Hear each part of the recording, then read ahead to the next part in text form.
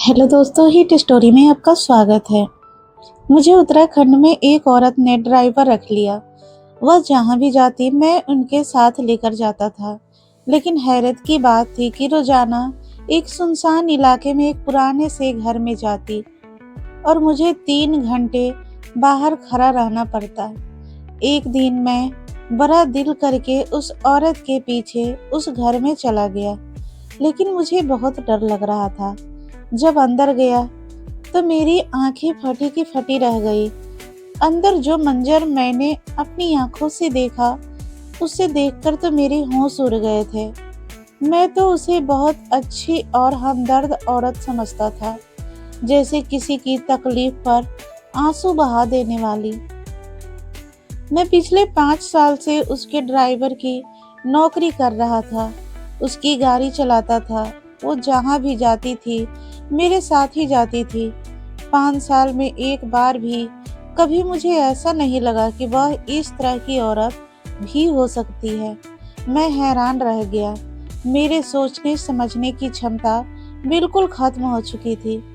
मुझे अभी यह लग रहा था कि जो मेरी आंखों ने देखा वह एक धोखा है। ना जाने क्यों मेरी आंखों से आंसू बह रहे थे। किसी को जानने के लिए 5 साल कोई कम नहीं होते।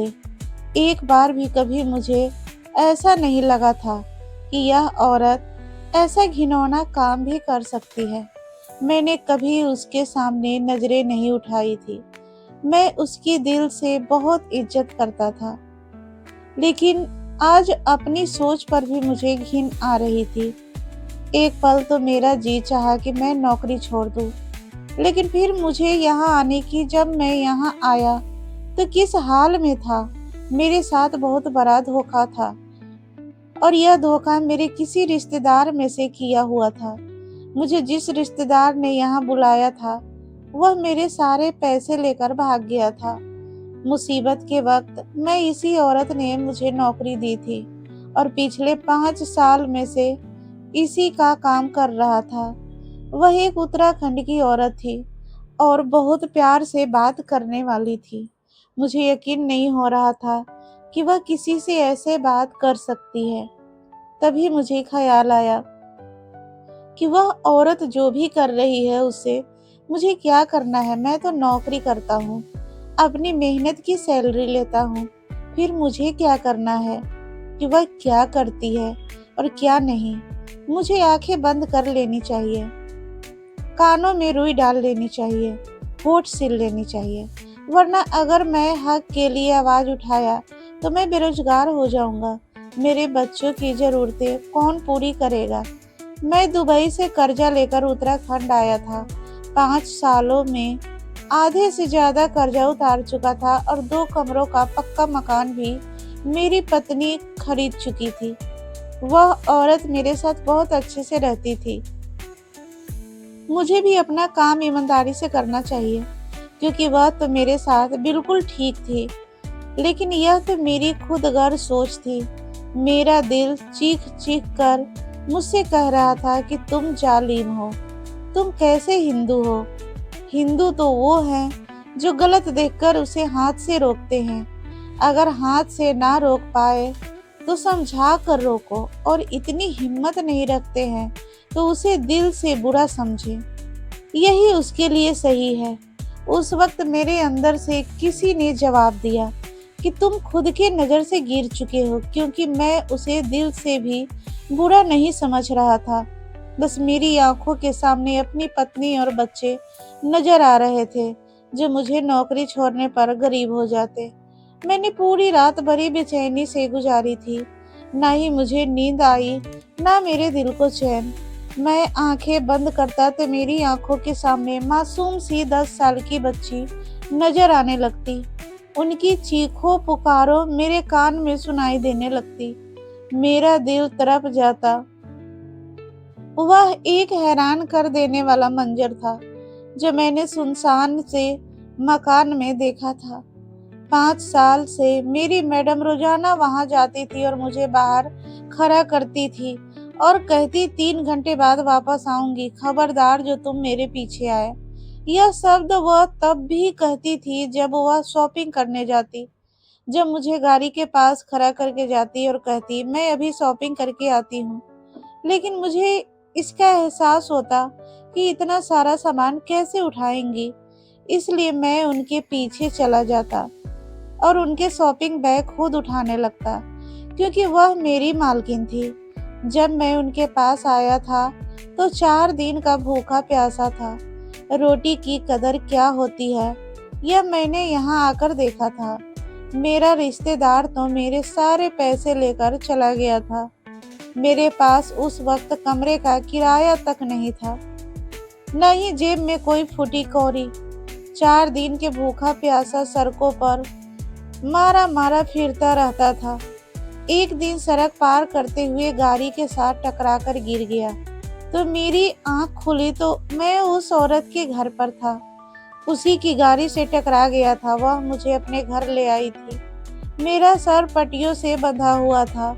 जब मैंने आंख खोलकर देखा तो मैं किसी क्वार्टर में था। मेरे पास मेरे जैसे ही 2 नौकर खड़े थे।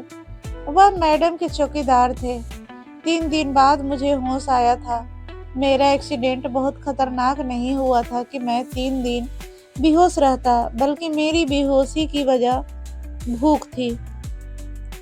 मैं 4 दिन से भूखा था, इसलिए गाड़ी से जरा से टकराने पर भी होश होकर ही गिर पड़ा था।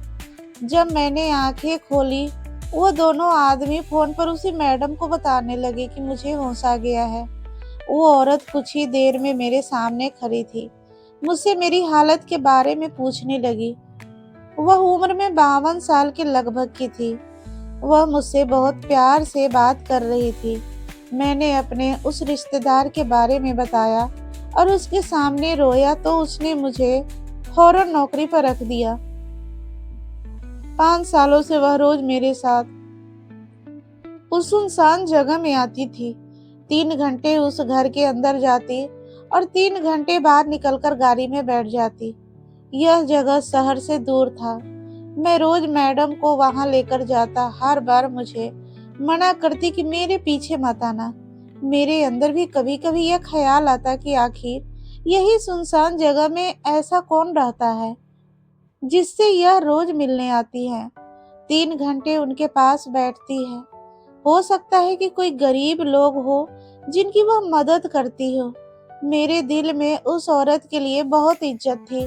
मैं उसके लिए कोई गलत बात सोच ही नहीं सकता था। अपनी मैडम का बहुत ख्याल रखता था। लेकिन आज मुझे पता नहीं क्यों क्या सूझी कि मैं उस घर में घुस गया। मुझे कोई शक की बीमारी नहीं थी, लेकिन ना जाने क्यों ऐसा क्या हुआ कि मैंने सोचा कि मैडम मुझे रोज क्यों मना करती हैं, क्यों रोकती हैं। क्या गलत है? मैं भी अंदर जाकर देखूं कि वो 5 सालों से रोज किससे मिलने आती है। मुझे पूरी उम्मीद थी कि वहां मेरी मैडम किसी की मदद ही कर रही होंगी, लेकिन जो मेरी आंखों ने देखा वह कुछ और मंजर था। उस घर का दरवाजा अंदर से बंद था।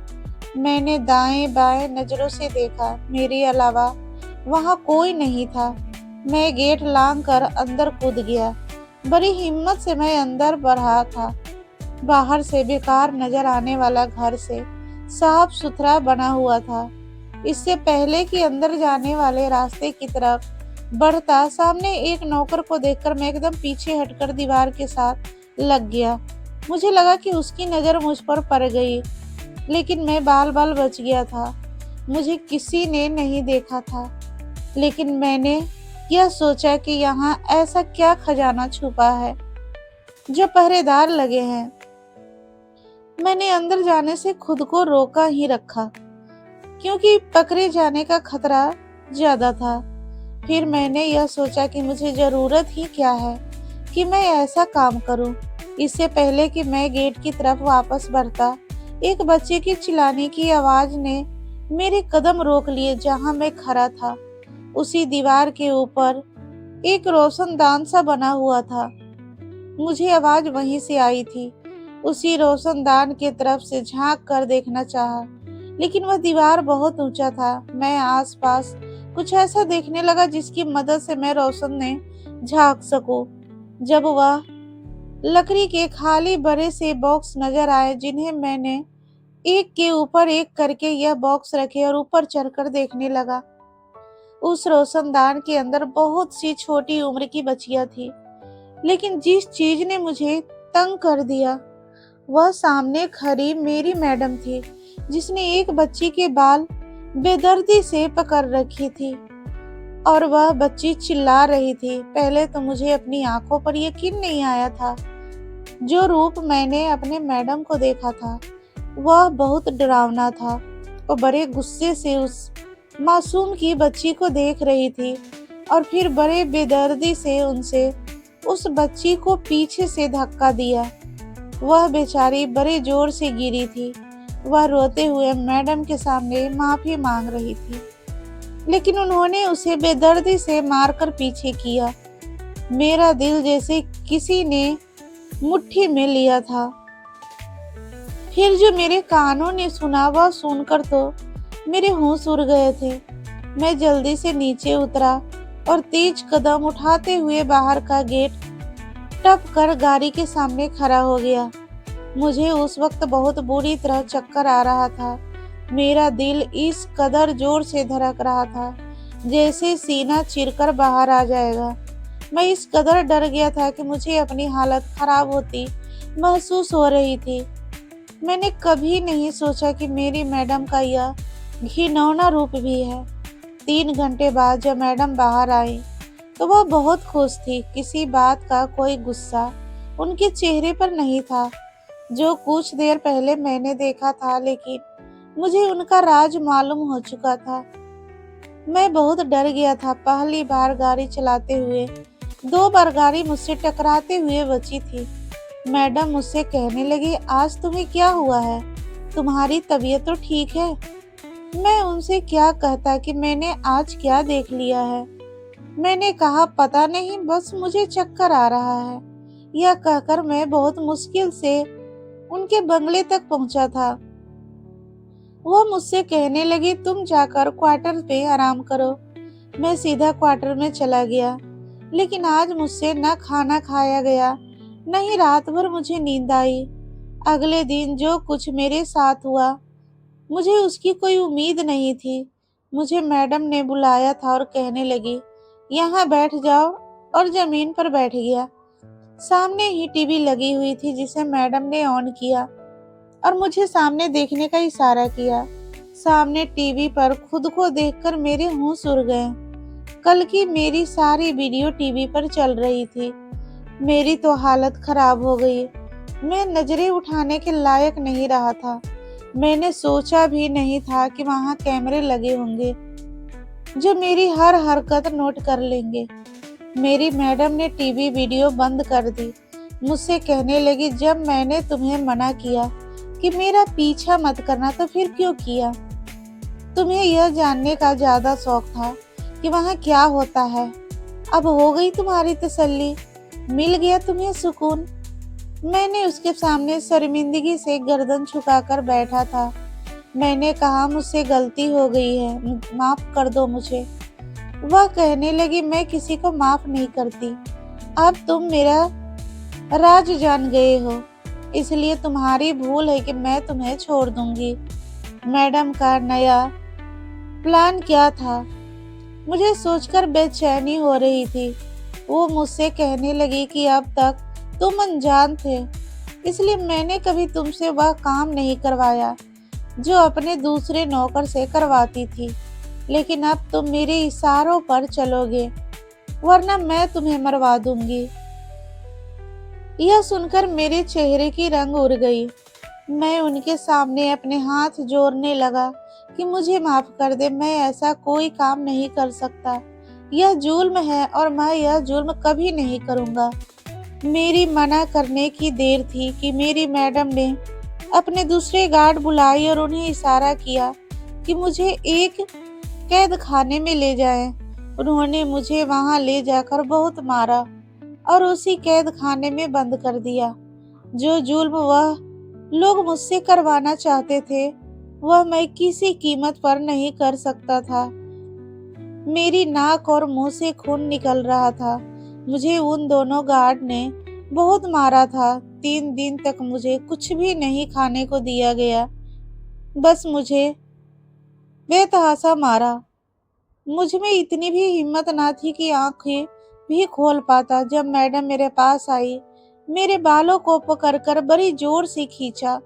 मेरा बहुत बुरा हाल हो चुका था। मैंने पानी पानी तड़पने लगा। वो मैडम हंसने लगी, कहने लगे, जब तक तुम मेरा काम करने पर राजी नहीं हो जाते, तुम्हें ना पानी मिलेगा ना ही कुछ खाने को मिलेगा। मैं उस वक्त प्यास की वजह से इतना बेहाल था कि शायद मर ही जाता। यह मेरी बेबसी थी कि आखिरी हद थी कि मैंने हामी भर ली। मैंने कहा, ठीक है, मैं आपका हर हुक्म मानूंगा, बस मुझे पानी दे दे। इंसान की जिंदगी बहुत कीमती होती है, तड़प तड़प के मरना बहुत बड़ा पाप होता है। मैंने 3 दिन उस कैद खाने में बड़ी मुश्किल से गुजारा था। मेरी हामी भरते ही वह औरत अपने गार्ड से कहने लगी कि उसे पानी पिलाओ और खूब पेट भर के खाना खिलाओ। कुछ ही देर में मेरे सामने पानी का और चावल की प्लेट रख दी गई। मैं मुर्दा हालत में लेटा हुआ था, लेकिन खाने की खुशबू सूंघ कर मैंने हिम्मत करके उठ बैठ गया। मैंने कांपते हाथों से पानी का जग पकड़ा और मुंह को लगाया, लेकिन मेरा हालत इस कदर खराब हो चुका था कि पानी का पहला घूंट बहुत मुश्किल से मेरे अंदर उतरा। जमीन पर लेटने की वजह से मेरे हाथ में मिट्टी लगे हुए थे, जख्मी भी थे, गंदे भी थे, लेकिन मुझे इतना तेज भूख लग रहा था कि मैं अपने गंदे हाथों से ही खाना खाने लगा। भूख इंसान से कुछ भी करवा सकता है। मैंने बड़ी बेबसी से उनसे हाँ किया था। रात का खाना खाकर मैं बड़ी गहरी नींद सोया था। सुबह मुझे उस कैद खाने से निकाला गया। मैंने नहा धोआ कर कपड़े पहने। मेरा शरीर अब भी दर्द से चूर था। मैं किसी हारे हुए खिलाड़ी की तरह उस मैडम के सामने सर झुकाए खड़ा था, जिसकी लाठी उसकी भैंस वाली कहानी थी। वह मुझसे कहने लगी कि अगर तुम मेरी बात पहले ही मान जाते तो कैद खाने में नहीं सड़ते। अब जाओ और तुम वही काम करो जो तुम्हें मेरे नौकर बताएंगे। मैं वहां से बाहर निकल गया। इस बार गाड़ी मैडम का कोई और ड्राइवर चला रहा था। मुझे उस सुनसान जगह के उसी घर में ले गया। मुझे अंदर जाने को कहा गया। मैं गाड़ी से उतरकर उस घर में दाखिल हुआ। वहां के सिक्योरिटी गार्ड ने मुझे उस कमरे में भेज दिया जहां वह बच्चियां कैद की गई थी। जब मैं वहां पहुंचा तो वह बच्ची मुझे देखकर डर गई। उनकी आंखों में अपने लिए डर देखकर मैं समझ गया था कि उनके साथ यहाँ किस किस्म का जुल्म हो रहा था। लेकिन मैं कौन सा उनका दोस्त बनकर आया था। मुझे भी उन पर बेरहम बनने का हुक्म दिया गया था। मुझे वहां से एक बच्ची को लेकर जाना था। अब उनके चेहरे को देखने लगा कि किस लड़की के साथ इतना बड़ा जुल्म करूं। सब बच्चियां बहुत मासूम थी। मेरा दिल तड़प रहा था। दुबई में मेरी बच्ची भी इन बच्चियों की उम्र की थी। मैं फैसला नहीं कर पा रहा था कि किस बच्ची को इस जुल्म के लिए ले जाऊं। यह फैसला मेरे लिए बहुत मुश्किल था, क्योंकि मैं जालिम नहीं था। हाँ, लाचार और मजबूर जरूर था। मेरा पासपोर्ट और सारे कागजात उस औरत के पास थे, और अगर मैं उसकी बात ना मानता तो मैं मारा जाता। मैंने अपनी आंखें जोर से बंद की और उन लड़कियों के पास गया। बंद आंखों से ही मैंने एक लड़की का हाथ पकड़ा और उसे बाहर ले गया। कुछ कमरे छोड़कर एक कमरा मौजूद था। मैं उस लड़की को वहां लेकर आया। वह बेचारी चिल्ला चिल्ला कर रो रही थी, कह रही थी, अंकल मुझे छोड़ दो, मेरे साथ ऐसा मत करो, मैंने तुम्हारा क्या बिगाड़ा है। मेरे हाथों की पकड़ धीमी पड़ गई। वह सच कह रही थी। उस मासूम ने तो मेरा कुछ भी नहीं बिगाड़ा था, लेकिन अगर मैं यह जुर्म ना करता तो मेरे साथ बुरा व्यवहार किया जाता। मैं भी मजबूत था, लेकिन उस बच्ची की शिकायत सुनकर तो मेरी हालत बिगड़ने लगी। वह बिल्कुल मासूम थी, ना जाने क्यों यहाँ लाई गई थी, यहाँ कैसे पहुंची थी, क्या कुछ उस बेचारे पर गुजर चुका था जो आज होने जा रहा था। उसके बाद तो शायद वह मर ही जाती। मैं उस कमरे में ले जाकर जहां डॉक्टर मौजूद मौजूद थे, उस कमरे को ऑपरेशन थिएटर बनाया गया था। वहां डॉक्टर्स और सर्जन मौजूद थे जो लोग बच्चियों के गुर्दे निकाल कर बेचा करते थे, जिसकी वजह से बहुत सारी बच्ची मर जाती थी। उसके गुर्दे बहुत महंगे दामों में बेचते थे। उस दिन भी रोशनदान से मैंने यही सुना था। यह एक बहुत बड़ा जुल्म था जो मैं नहीं कर सकता था, लेकिन मुझे इस काम के लिए मजबूर किया गया था। डॉक्टर्स ने मुझे कहा कि मैं उस लड़की को बेड पर लेटा दूं। मैंने उसके कहने पर बच्ची को बेड पर लेटा दिया था। वह बच्ची बुरी तरह से चिल्ला रही थी। मैं भी अंदर से मायूस हो गया, लेकिन डॉक्टर शायद बेदिल था। उन्होंने उस बच्ची को बेहोशी का टीका लगाया और कुछ ही देर बाद वह बच्ची भी होश हो गई।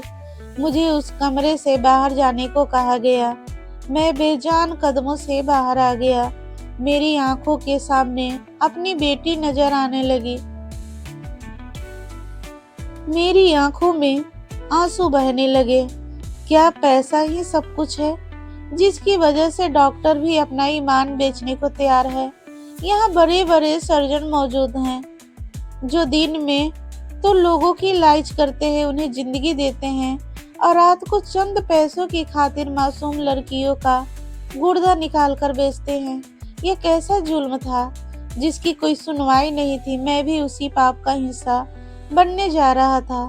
मेरे बच्चे आज के बाद जो कुछ भी खाएंगे वह मासूम बच्चियों के बिके हुए शरीर के अंग के पैसों की रोटी होगी, क्योंकि ना चाहते हुए भी मुझे करवाया जा रहा था। मैं वहां से वापस आ गया, लेकिन मेरे दिल एक बहुत भारी बोझ था। मुझसे खाना नहीं खाया गया। मेरी आंखों के सामने उसी बच्ची का चेहरा घूमने लगा जो शायद अब तक वो मर चुकी होगी। मैं सुबह मंदिर पहुंच गया। मंदिर के सामने बड़े होकर वहां पे खड़े होकर मेरा पूरा शरीर कांपने लगा था। मैं किस पाप में मिल चुका था। मेरी आंखों से आंसू बह रहे थे। मैं फुट फुट कर रोने लगा कि हे भगवान, मुझे आप कोई रास्ता दिखा दो। मैं कहाँ जाऊं? कैसे इस पाप से दूर रहकर अपनी जिंदगी गुजारूं? मैं बहुत देर रोता रहा, भगवान से मदद मांगता रहा। फिर मैंने एक हक में फैसला कर लिया। मैं उठकर अपने आंसू पोंछा और पुलिस स्टेशन पहुंच गया। सारी बात जाकर बता दी। अब मुझे अपने जान की फिक्र नहीं थी। मैं खुद पुलिस वाले के साथ वहां पहुंचा था। पुलिस ने चारों तरफ से उस घर को घेर लिया था, फिर उन लोगों पर हमला कर दिया। वह सब डॉक्टर्स पकड़े जा चुके थे। उनकी पूरी टीम पुलिस के गिरफ्तार में थी और अब उन्होंने उस मैडम के घर पे भी हमला कर दिया।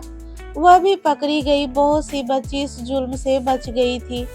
उन मासूम के चेहरे की मुस्कुराहट देखकर मुझे सुकून मिला था। हालांकि मेरी नौकरी छूट गई थी, लेकिन मुझे अपने भगवान पे भरोसा था कि वह मेरे लिए कोई रास्ता जरूर दिखाएगा, क्योंकि धन दौलत देना तो भगवान के हाथ में है और भगवान कभी किसी इंसान को भूखा नहीं सुलाता। मुझे पुलिस वालों ने उस गिरोह को पकड़ने का इनाम दिया। वो लोग बहुत दिनों से इस गिरोह की तलाश में थे। मुझे इन डॉक्टर्स पर भी अफसोस था जो अपने बच्चों का पेट पालने की खातिर किसी मासूम बच्चों के पेट को काट कर उनके शरीर के अंगों को निकाल कर बेच रहे थे। क्या उनके हाथ यह जुल्म करते हुए नहीं कांपे होंगे? क्या उनका दिल भी नहीं कपकपाया होगा? क्या यह उनके नजर में सही था? या शायद इंसान यह समझ बैठता है कि उन्हें कोई नहीं देख सकता है। भगवान उन्हें कभी माफ नहीं करेंगे, क्योंकि किसी की तकलीफ आसमानों को चिरती हुई ऊपर जाती है और इंसान यह नहीं सोचता कि उनके लिए की सजा एक न एक दिन जरूर मिलती है। दोस्तों, उम्मीद करती हूँ आपको हमारी कहानी पसंद आई होगी। कहानी पसंद आई है तो वीडियो को लाइक करें, शेयर करें, और चैनल पर नए हैं तो चैनल को सब्सक्राइब जरूर करें। मिलते हैं कोई नई वीडियो के साथ। तब तक के लिए अपना ख्याल रखें। धन्यवाद।